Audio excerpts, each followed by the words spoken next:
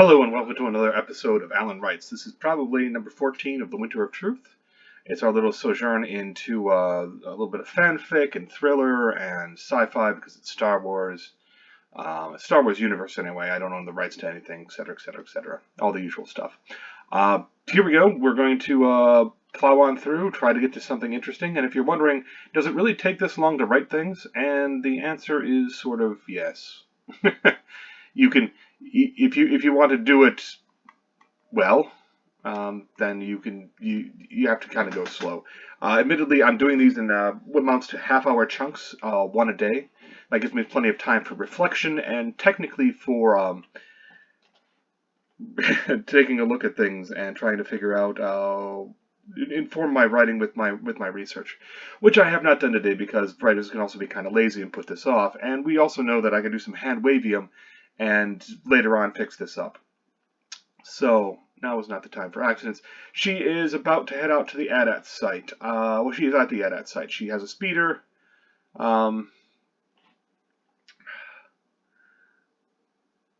So she set it down. She's down beside the blown hall.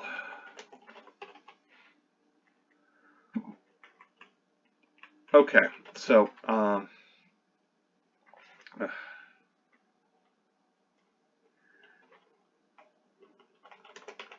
the cold her bones as she scanned the breached armor.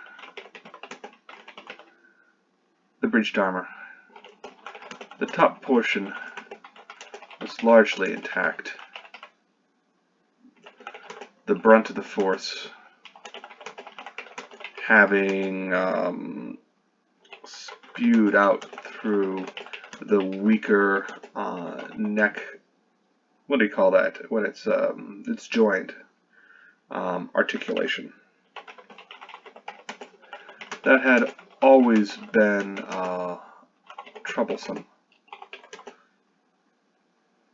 part of the walker. How can you armor the neck when the neck needs to move?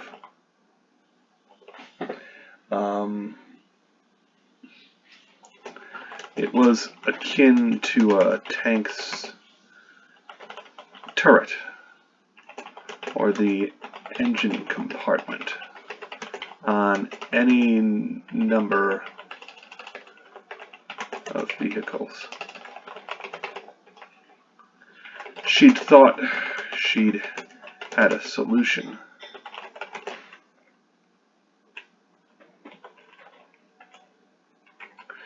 And she thought she'd had a solution, relying heavily on a spinal mount, a spinal endoskeleton, done to take the brunt of the weight. But apparently that had failed here.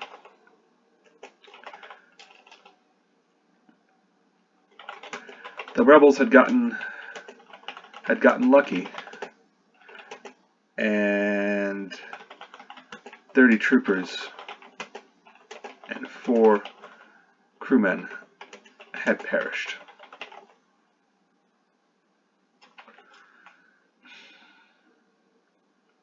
Okay, so that's the scans in hand.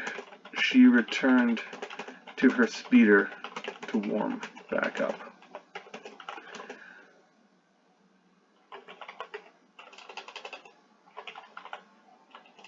Back up.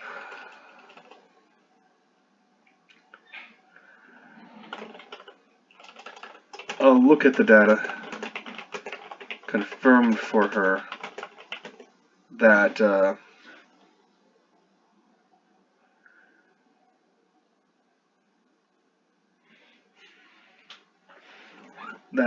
the of the blast had come from within and not without. Come from within. AT-AT's fuel cells had gone up despite layered per. Had gone up when the blaster, when the bolts had discharged. This despite layered protection.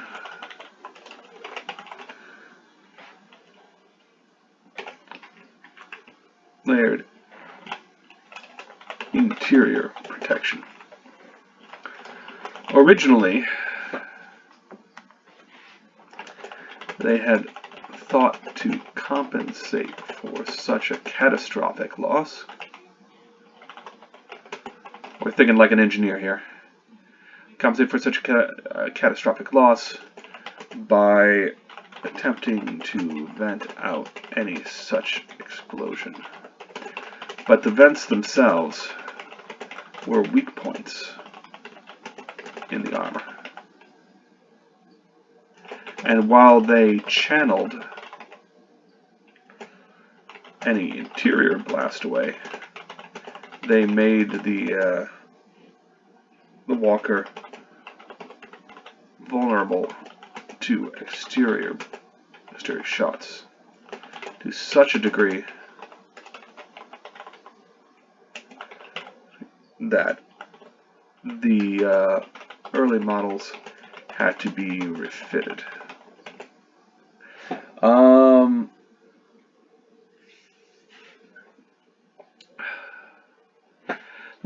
Let's tap into a very old Star Wars game which involves speeders and AT-ATs and what have you. In that one, there were 3 weak points. There was one up on the neck, there was one for the cockpit, and there was one for the back. Last, out the back. Out the back.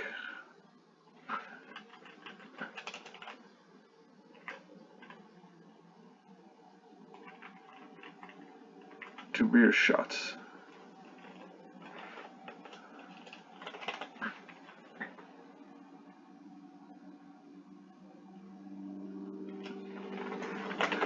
Indeed, she had tried to push forward the idea of a top-mounted turret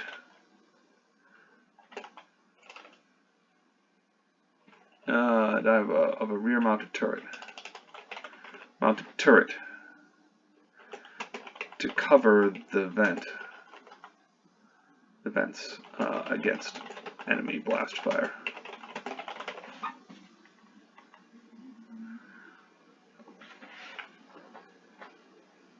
Of a detachable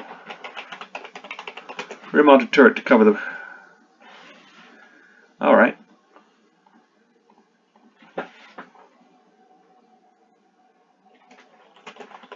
It would both deter enemy vehicles from maneuvering around the walker and also fly free.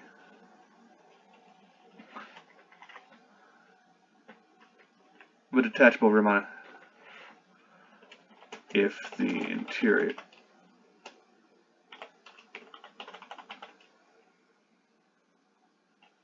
it would also protect directly. The trouble was, it ruined the aesthetic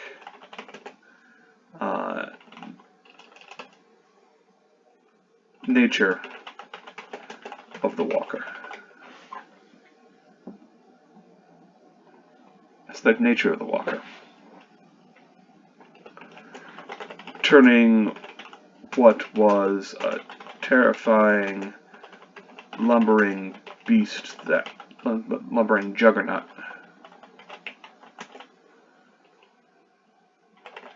into a canid with exposed hemorrhoids.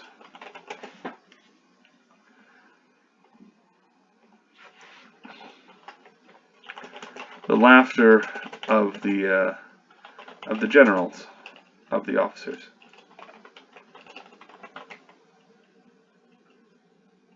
Of the office rang in her ears.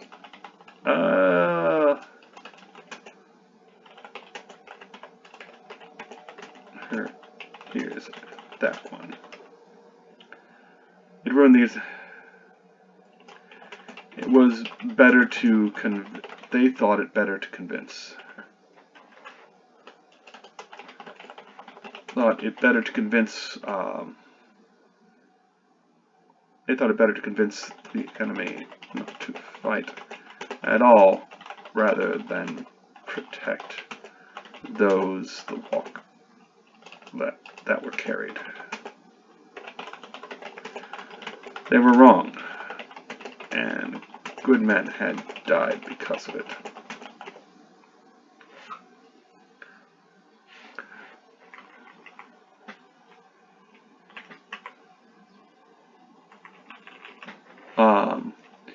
Rear-mounted gun blisters.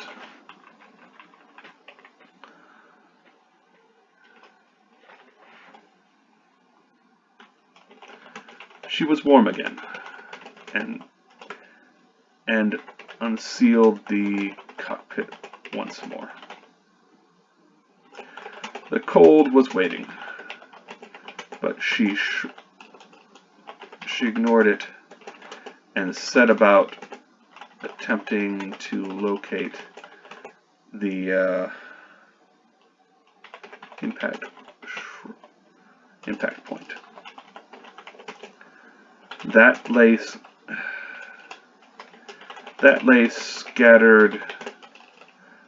in the debris, in the what is that called? Not debris. It's not flotsam, not jetsam.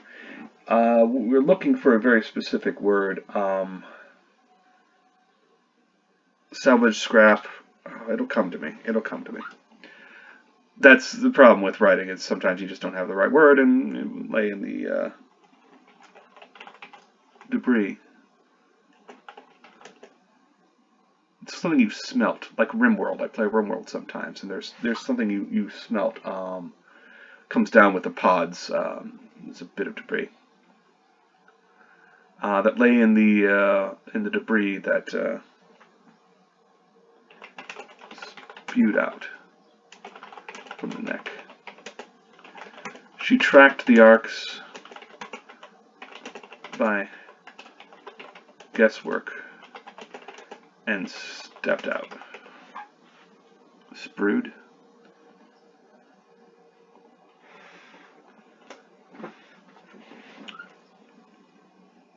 Okay. She tracked the arcs by guesswork and stepped out. And headed out.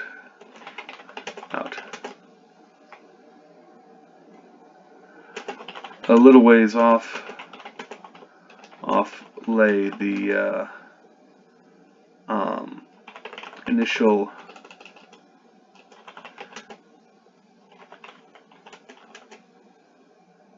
sprawl of armored chunks. Most half melted into the ice from the sun.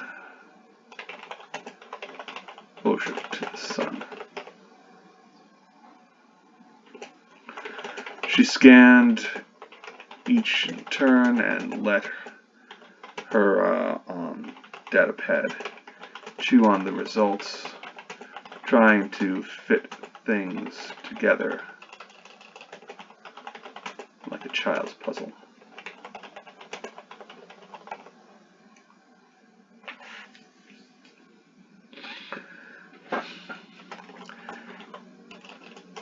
The initial results were promising. It looked as though the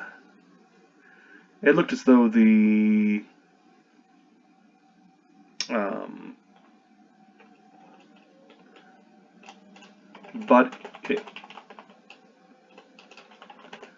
then she shook her head at what came up. The impact point was at a 70-degree angle. Almost impossible to strike. Coming down from, not almost. Let's not be writerly about this and hedge our bets. Impossible to manage. Impossible to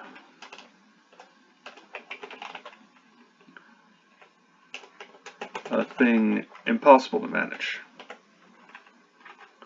Down from above like that would have crashed the Rebel. Unless the Rebel would have crashed the Rebel speeder as well.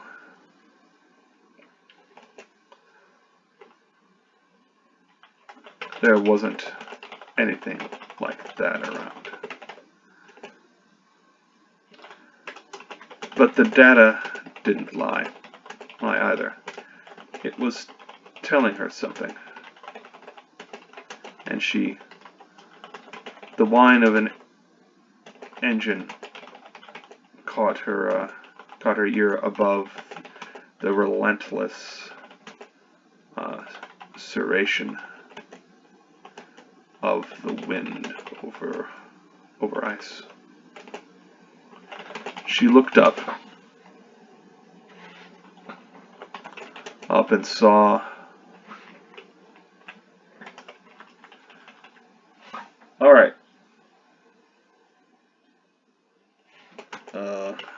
battered makeshift civilian craft streaking straight for her.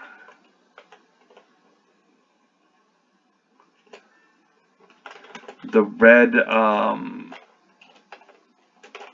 curved emblem of the rebellion on its cockpit, on its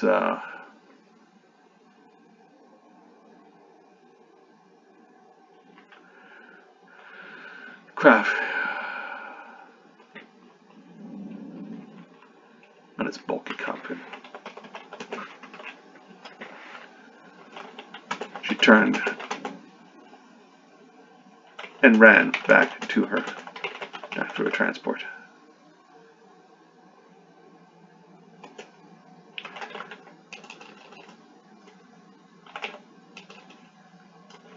Halfway there, where the hum of repulsors overtook her, and overtook, and she was thrown, and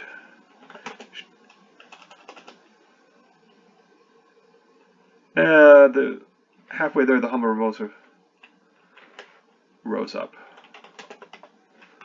and she was flung to the ground. Now, this is very important.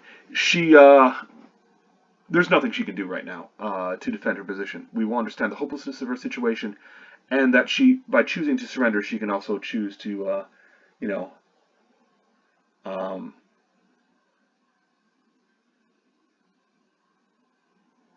well, no, she's going to go down fighting. I mean, she's going to get stunned, but no.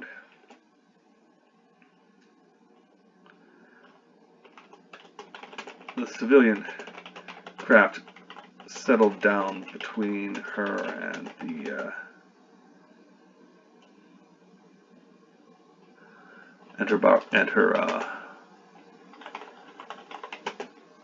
her refitted.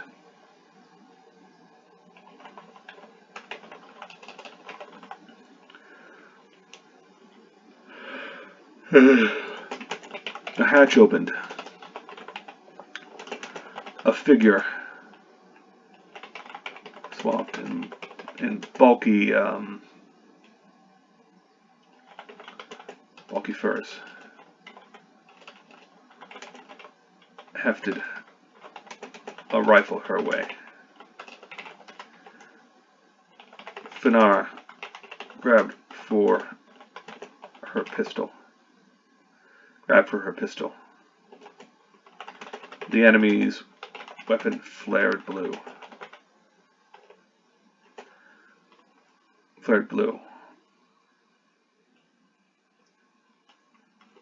A storm engulfed her, and darkness followed. Okay. Now that's actually an excellent chapter start, but it's too far in. It's not far in enough. Okay.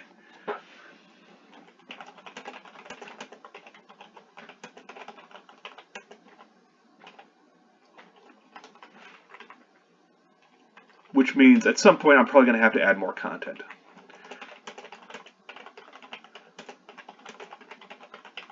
Consideration of what she's trying to find, details, the struggle with cold. Oh, I wanted her. She needs to explore the interior, see the dead.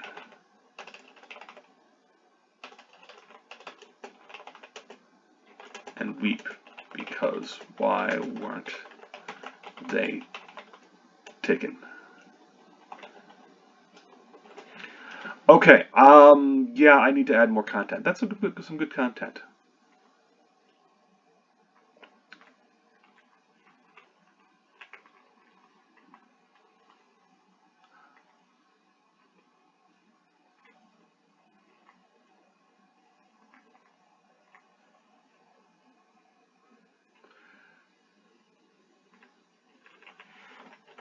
Entered the hall.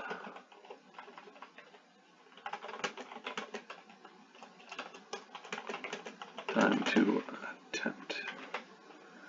Yeah, to locate the impact point at the hall.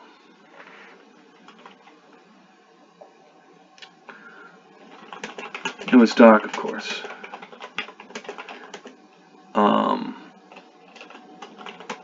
The sun,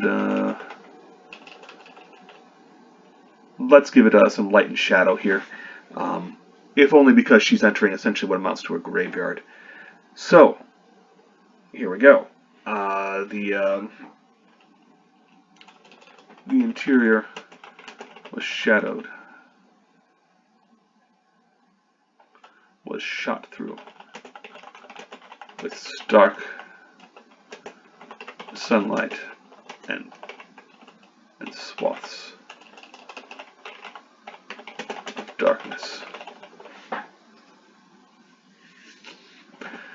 With stark sunlight and swaths of darkness.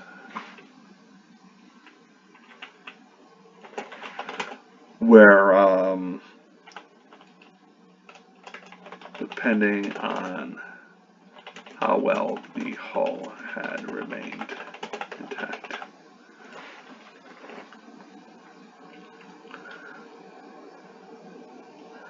and how well the drop harness was completely mangled.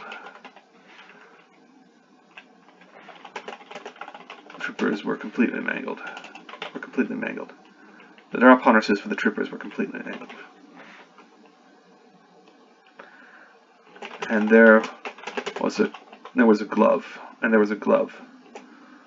wedged into one grip. It's a trooper glove, still wedged into one grip. In the corner, discarded armor lay strewn about in heaps, and she wondered at that.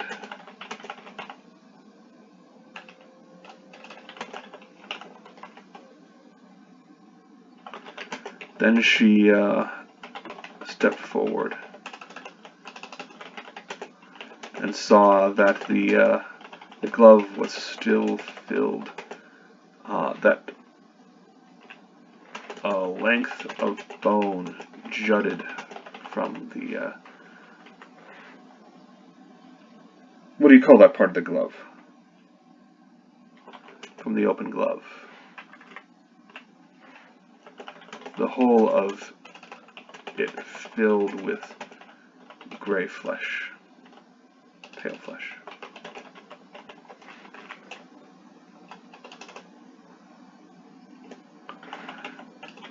This wasn't just a hall. It was a graveyard.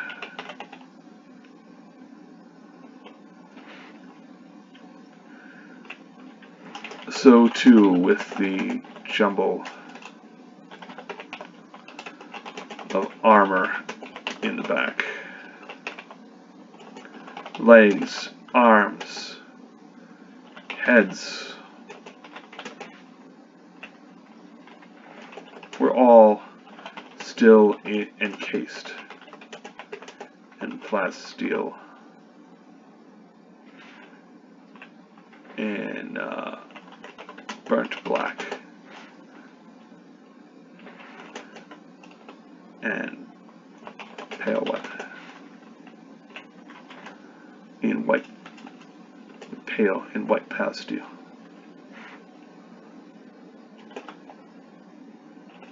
It's scorched. Once white plasteel. Her stomach revolted.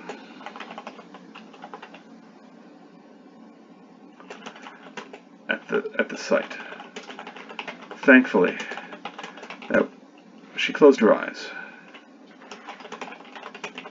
She closed her eyes. Steadied her nerves. Thankfully there was no smell. No rats. No. How could they leave them like this? How could they just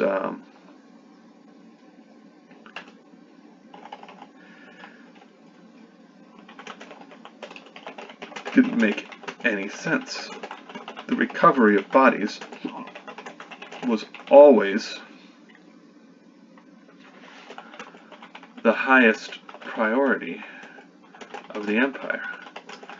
The fallen needed to be venerated, to be honored for their sacrifice.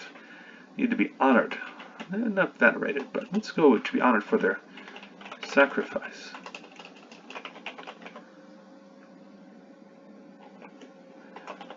Put to rest in the soil they had liberated from tyranny. Am I spreading it out a little thick? Maybe. But this is what she's believed. This is what she's grown up with. I imagine at some point in her life she remembers the Clone Wars and maybe the Jedi when she was a kid. But those are kind of like tales, and there's something that seems far away. She didn't actually have any interactions. There was just a thing, and then it went away, and it was replaced by a new truth. Put to rest in the soil they had liberated from tyranny. The rebels left her dead.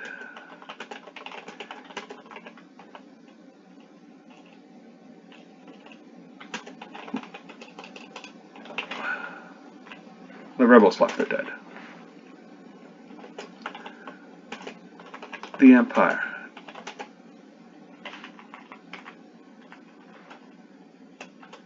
The Empire did otherwise.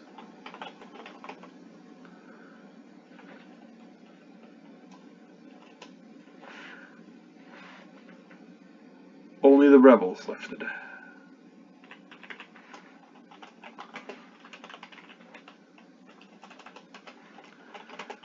She opened her eyes.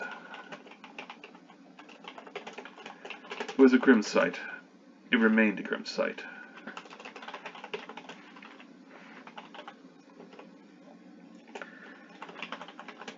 30 troopers and 4 crewmen.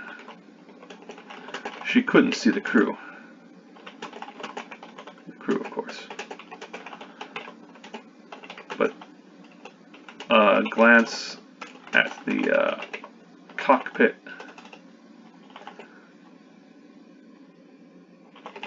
indicated that they couldn't have survived.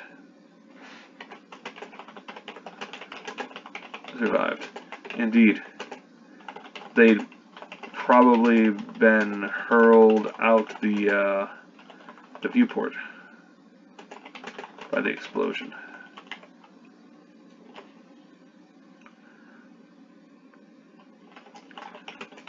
That was why the bodies had been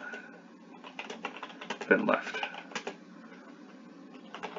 The corpses in the open had been recovered, but it was deemed too risky to recover to do anything for the troopers.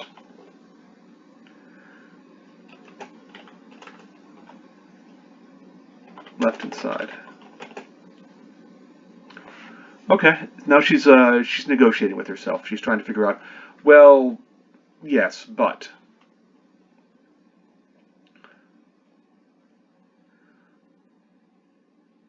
it was deemed too risky to do anything for the troopers left inside. Recovered in time, after the risk had passed.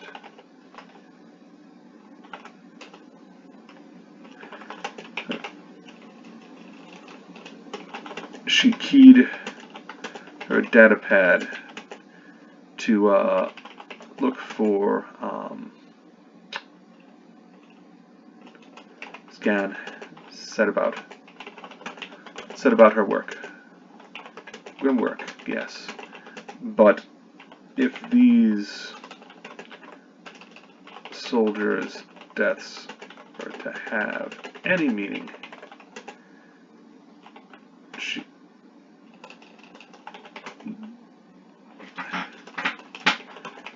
to proceed. They'd understand. They'd understand. This was the work. This was the risk. I'm sorry, she said, and felt tears form behind her goggles, seeping out to make icicles across her skin, down her cheeks.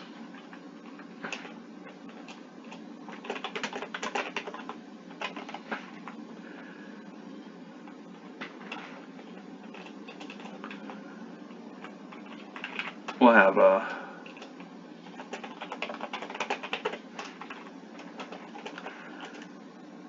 I didn't push hard enough to protect you.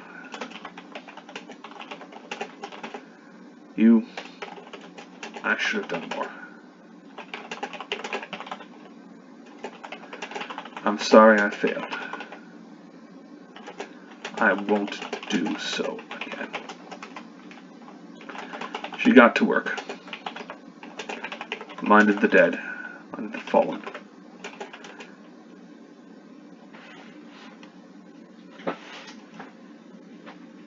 And only when hands were shaking did she, from the cold, did she return to the warmth of her speeder.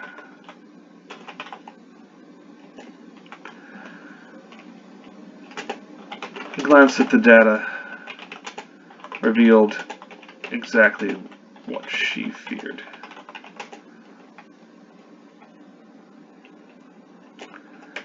An interior explosion set off by external blaster fire.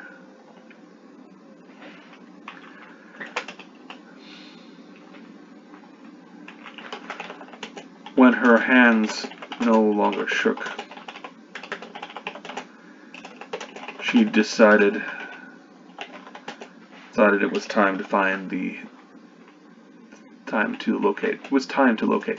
Not to attempt to locate, just to locate the impact point. Lay somewhere in the again, I'm scrambling for the word. I don't know what it is. All right, but she's been captured by the rebels, and we're going to. This is chapter maybe 4 or 5. It's close enough to the first turning of a thriller. If we go 12 chapters, this will be 1/3 of the way through. Again, I don't know the pacing exactly, but I do know something has to happen. She has to be in some sort of peril. She's going to get to meet the rebels. There's going to have some interesting philosophical discussions. I don't know if she's going to move or if she's going to be a stalwart Imperial or if she's going to like play along. You know, maybe she'll play along. It's a game. It's a game. All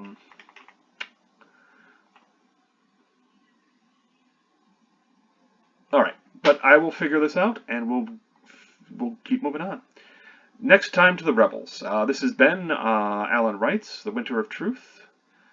And I hope you've enjoyed this. I hope we're going somewhere. See where we end up. Take care out there and stay safe. Thanks.